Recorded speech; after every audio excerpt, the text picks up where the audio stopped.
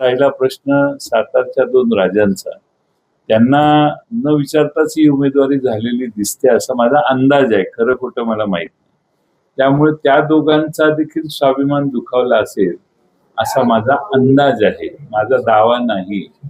पण या सगळ्याच गोष्टी आता त्यांना फार काही विचारलं गेलं असेल असं नाही.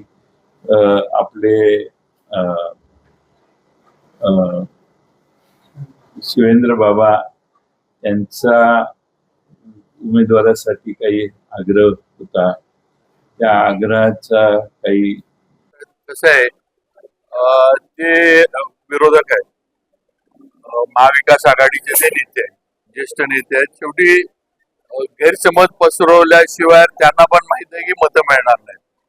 आणि मग गैरसमज पसरवायचं असलं तर हे असं बोलल्याशिवाय मतदारांमध्ये गैरसमज पसरणार नाही हे चांगलं माहिती आहे जयंत पाटील साहेबांना. आणि तोच प्रकार काल त्यांनी केला.